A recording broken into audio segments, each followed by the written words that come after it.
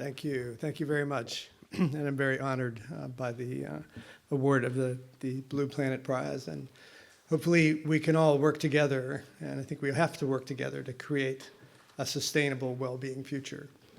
And I'll try to point out why and why it's so important. We live now in a whole new geologic time, the Anthropocene, because of the magnitude of human influence on the planet. I think the implications of that are that human influence is so large. You know, we live now in a full world, as Herman Daly, one of the previous Blue Planet Prize laureates, has said. I think the implications of that are that business as usual is really no longer an option. Our former ways of thinking about the connection between the natural world and the economy have to change. If we want to create a sustainable and desirable Anthropocene, we need to think and act differently.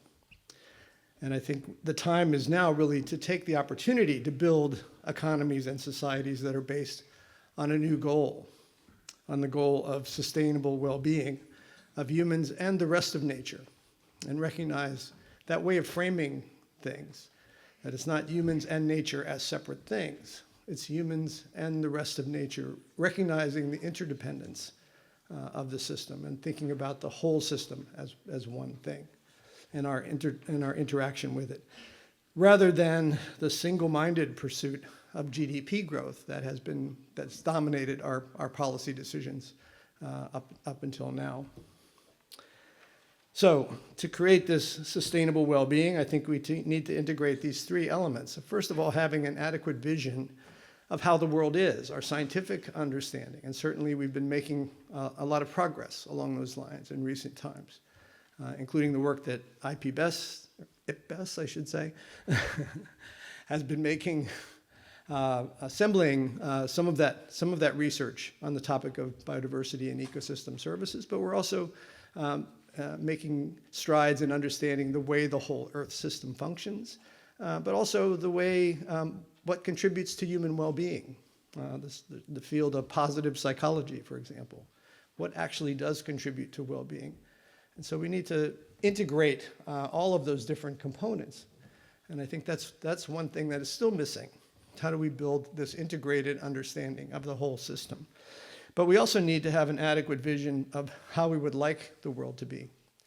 What are our goals for the future? How do we shift to this broader goal of sustainable well-being rather than simply GDP growth? But what does that world look like in detail, and how do we communicate it with everyone in society? How do we build a shared vision of what that world can look like?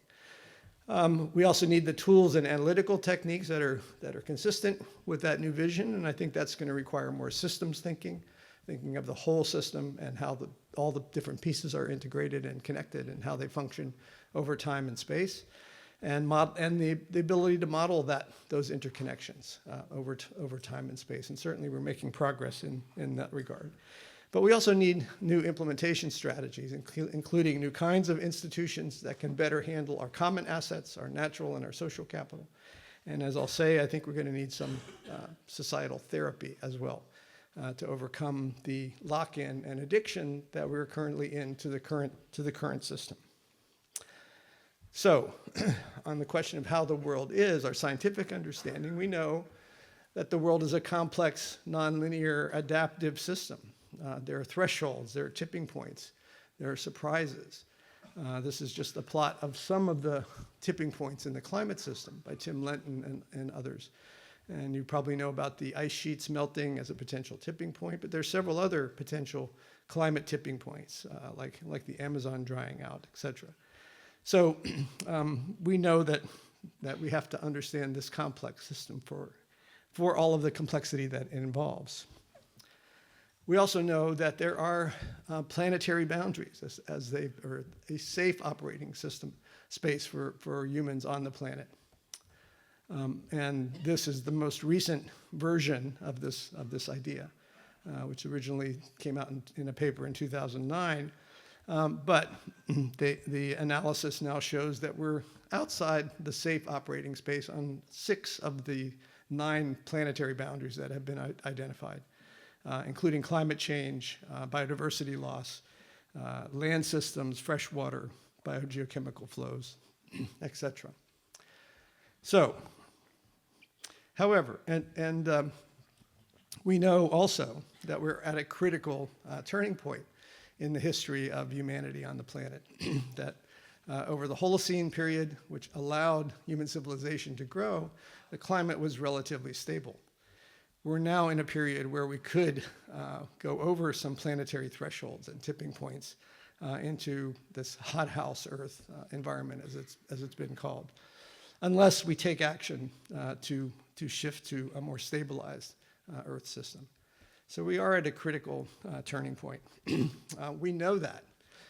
We know the scientific policies. I think we know what the solutions are as well to help us solve these problems. However, that does not seem to be the movie that many people are lining up to go see. It's too easy to believe that things are fine, that we can continue doing what we're doing, that we really need to just focus on more economic growth, and that will solve all of our problems. These are inconvenient truths, but they are truths. So, what do we need?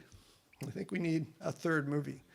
I think we need a new vision and a new narrative that recognizes, first of all, the embeddedness of the economy in society and the rest of nature.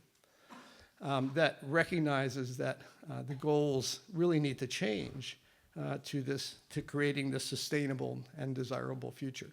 But what does that future look like? It needs to stay within planetary boundaries, certainly, but it also needs to create the elements of human well-being and all of the things that contribute to that quality of life and well-being. And I know there's a Japanese translation for this that I think they'll get to. Evidently, well-being doesn't translate particularly well, but quality of life may translate better. Anyway, we need to stay within the safe and just donut, as Kate Rayworth has called it, where we're satisfying both of these things simultaneously. And that's what ecological economics has really been about from the beginning. It's really a transdisciplinary effort to integrate across ecology, economics, psychology, sociology, earth system science, all of those disciplines, toward these three integrated questions or goals. How do we create an ecologically sustainable scale? How do we stay within planetary boundaries, essentially?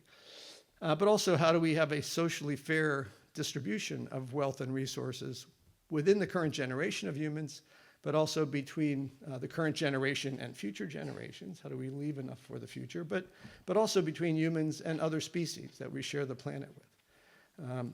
And finally, an economically efficient allocation of resources. And that allocation has to go far beyond the market allocation system to include all of the things that are not sold in markets, like our natural and social capital assets, the ecosystem services that you'll hear more about. So we need to include all of those things in how we allocate resources efficiently. Since the development of ecological economics, I think there have been several overlapping ideas that are essentially talking about very similar, if not the same thing. So you may have heard some other terms that I think are also contributing. The well-being economy, the circular bioeconomy, the regenerative economy. The Chinese are talking about ecological civilization. The donut economy that I just mentioned of Kate Rayworth. Herman Daly, who was a former laureate of the Blue Planet Prize and my collaborator on creating ecological economics, talked about the steady state economy, which I think we definitely need to get to. I like the Swedish term lagom, which means just enough, where everyone has just enough. So not too much, not too little, which embodies, I think, this idea of fairness, but also not in the way of sacrifice. So it's not like people are giving up anything, but we're sharing resources efficiently and in a way that everyone can achieve well-being and quality of life. A major contributor to this quality of life and sustainable well-being is this idea of ecosystem services, the benefits that humans derive from functioning ecosystems. This is a diagram from the Millennium Ecosystem Assessment back in 2005, which lumped these services into these 4 categories of provisioning, regulating, cultural, and supporting services.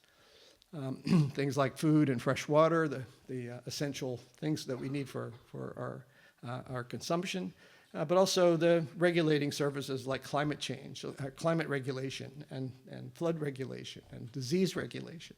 So there's a long list, and including cultural amenities for recreation, but also aesthetic and spiritual services, and all of the supporting services that allow those to continue, nutrient cycling, soil formation, primary production, etc. And all of the connections of these services to the constituents of well-being, which are much broader and more complicated than simply the more we consume, the better off we are. So there's one thing missing from this diagram, however. I don't think these services flow directly to satisfying this well-being without the interaction with these other types of assets. And I think these are 4 basic categories of assets or capital that are, I think, required to produce sustainable well-being. And so in addition to our natural capital assets, you have to have individual people, our human capital, but not just labor, all of their intelligence, their health, individual health, etc. Our built capital infrastructure is what we normally think about as capital, but also our social capital, all of the interactions and institutions and cultures that are essential to produce well-being. And so ecosystem services are really the contribution in that complex interaction to producing sustainable well-being. And I think the challenge here is that this is a very transdisciplinary problem that we have to understand, not just ecology, not just economics, not just sociology, but all of those things and how they interact, and also a better understanding of what sustainable well-being actually means and how we measure it. So, and certainly IPBES has been contributing to that increased interest in the idea of ecosystem services and their contribution to human well-being. And we'll hear a lot more about that in the next talk. There's also the Ecosystem Services Partnership, which I helped to create, which is a global group of researchers and practitioners on this topic. And if you want to know more about who's doing what in the ecosystem services research area, maybe take a look at their website. There's also been a huge increase in academic interest and research on this topic of ecosystem services. So this is just the number of articles on this topic in Scopus by year. And you can see that there's now more than 6,000 articles per year published, and a total of almost 60,000 articles that have been published so far. So IPBES has a real challenge in synthesizing all of this stuff, but I think they're up to the task. Anyway, as was mentioned, the most highly cited of all of these papers is this one we did back in 1997, where we tried to estimate the total contribution to human well-being from 17 different ecosystem services across 16 different biomes. We came up with an estimate with a capital E that was larger than global GDP at the time. And we did get the cover of the magazine. That was great.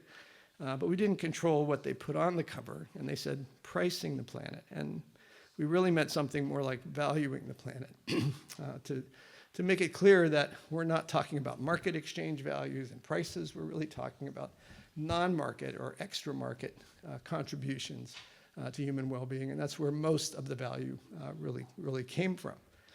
And that I think has caused some confusion, and I think there are some misconceptions about this valuation exercise that have been around for a while, and these are just 3 of them. That ecosystem services is sometimes thought of as an anthropocentric concept, that it's really just about what nature can do for us. And I think that's a misconception. I think it's really more about the interaction between humans and the rest of nature and how we depend on natural systems, but also how we impact natural systems. And so it's much more of a systems concept than it is a one-way anthropocentric concept. There's sometimes the perception that when you value these services in monetary terms, that's going to lead directly to them being privatized or commodified or traded in markets, et cetera. And I don't think that's the case. Those are two separate things. We certainly don't want to privatize many of these systems or services. And so that's something we should guard against. But I think the valuation exercise can help make people understand how important these services really are relative to other things that they also understand. So it's one way of communicating the magnitude of that contribution. Certainly not the only way. And I would certainly not say it's necessarily the right way. I don't think there is a right way, but there is a wrong way to do this valuation, and that's not to do it at all. And so we need to spend more effort trying to better understand and value these services.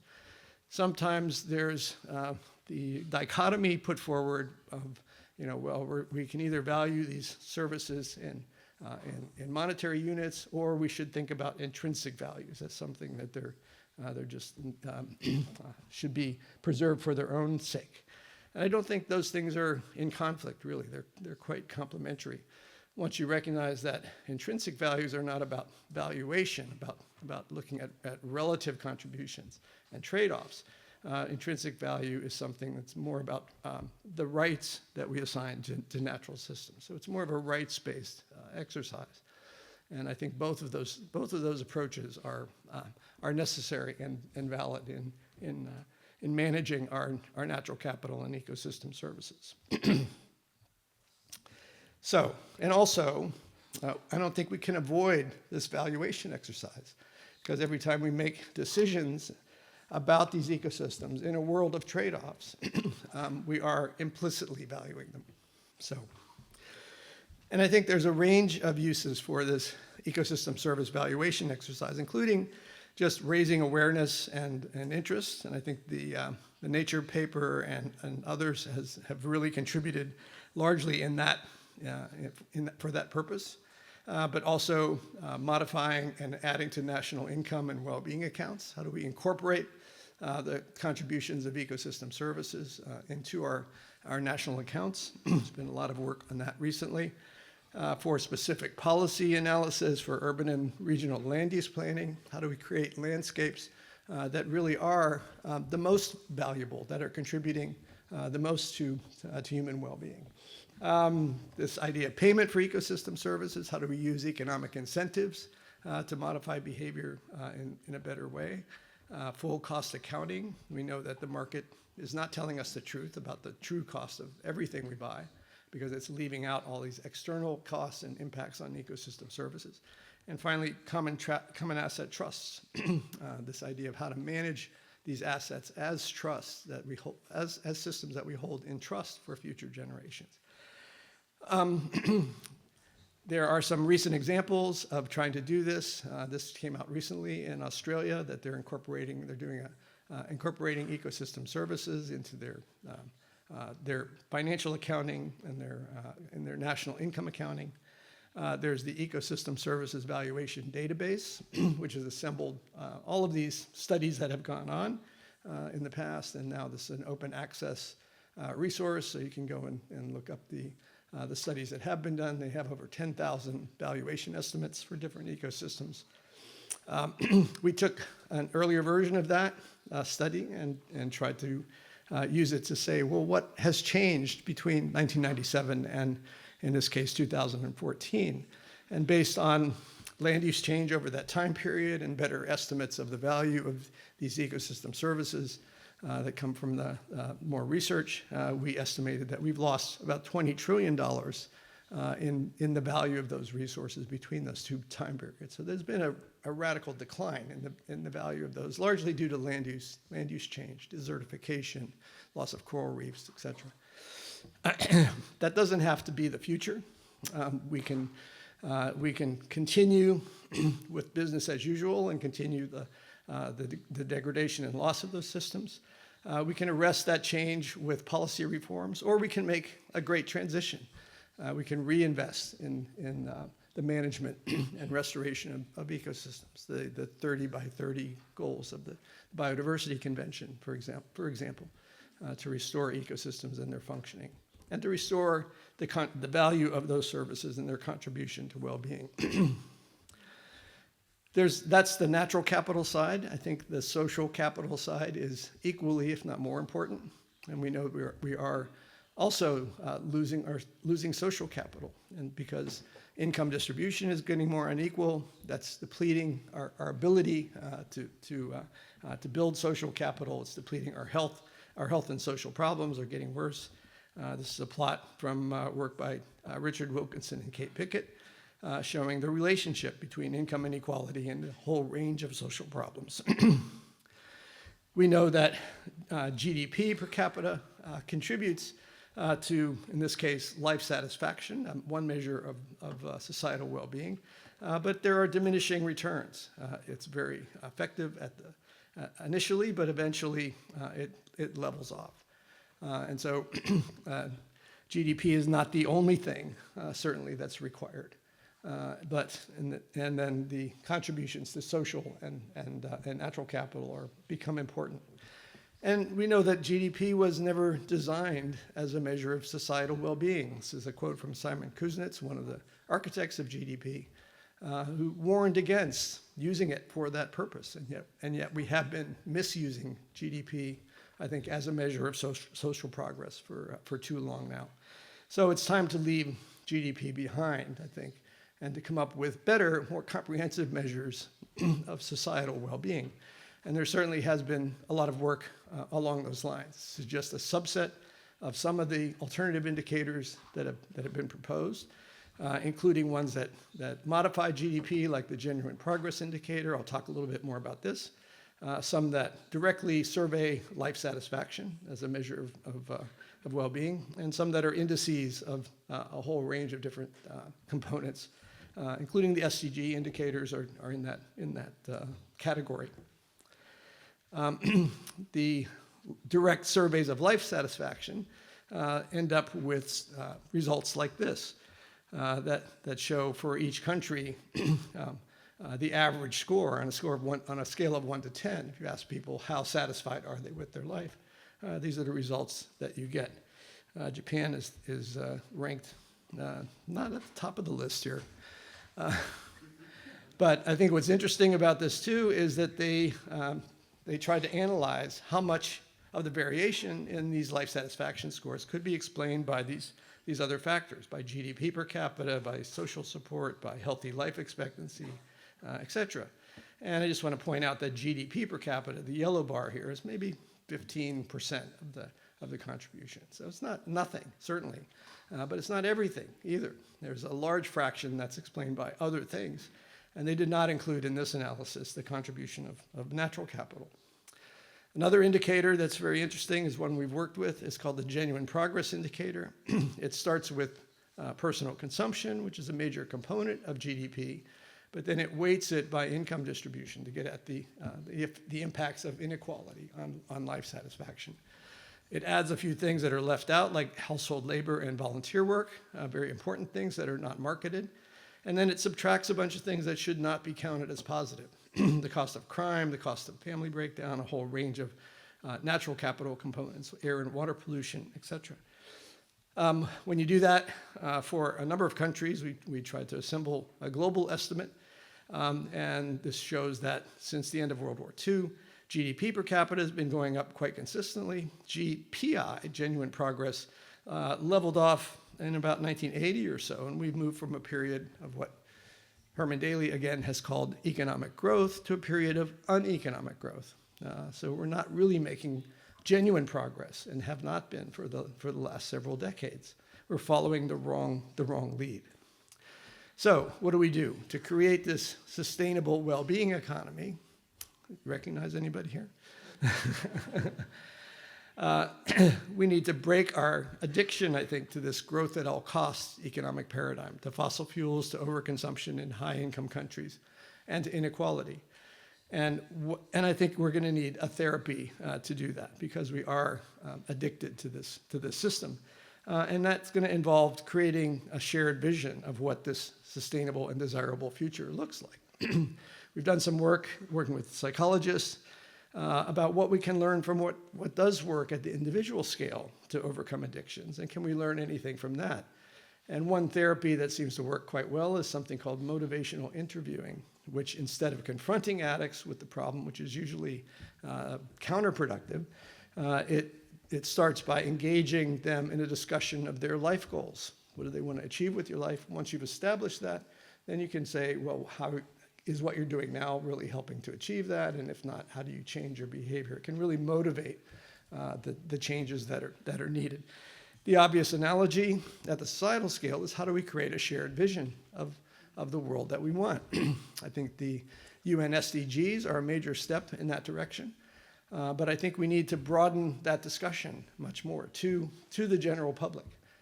We need to all think about what kind of world do we want.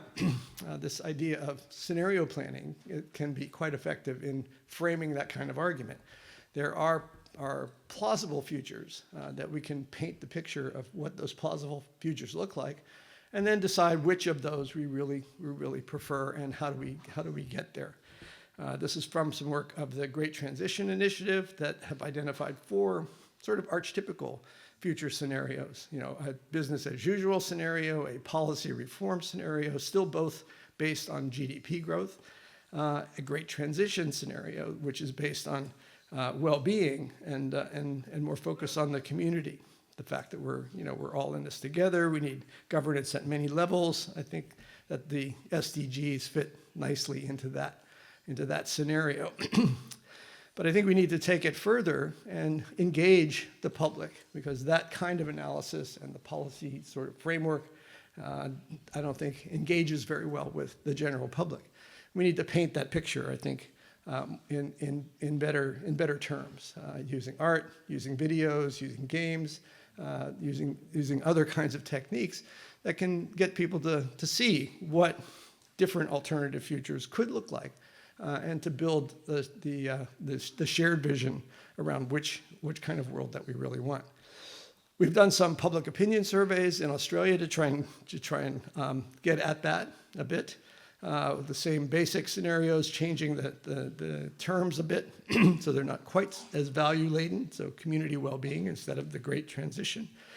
And we found that the vast majority of people strongly prefer this community well-being, great transition, SDG kind of world over the alternatives, although they think that we're headed more towards the existing business as usual free enterprise world. Some other surveys at national scales that I've come across recently, based on just 2 scenarios, the business as usual and the sustainable scenario, show that in almost all countries, this sustainable scenario is much more highly desired, highly preferred than the business as usual scenario. So it's what people really want in the future world. But the question is how to get there. And I think that's going to take some community and some movement building. It's also going to take some different kinds of institutions for how to manage our common assets and our common resources, like our ecosystem services and our natural capital. So we've proposed common asset trusts as a way to really effectively steward these kinds of resources going forward. Based on Elinor Ostrom's design principles for sustainable commons management, which start with the fact that they have to have clearly defined boundaries. I'm running out of time, I know. And one version of that that we proposed is to think of the atmosphere as a common asset that we should hold in trust for current and future generations, and use and begin to charge the 90 entities that are responsible for 2/3 of the carbon emissions, the fossil fuel sector essentially, for damages, put that into a trust and use it to undo those damages. And finally, we need to build a movement or a movement of movements. And that's something that the Wellbeing Economy Alliance that I've been involved in helping to create is trying to do. How do we bring together all of these individuals, institutions, forces that are all thinking along the same lines, but have not been aligned together, have not been communicating? We need to build that critical mass in order to build the shared vision and use that vision to motivate the changes that we all need to help us get there. And these are just 3 recent books. If you want to know more about some of these ideas that I've been talking about, you can take a look there, and I'll end there. Thank you.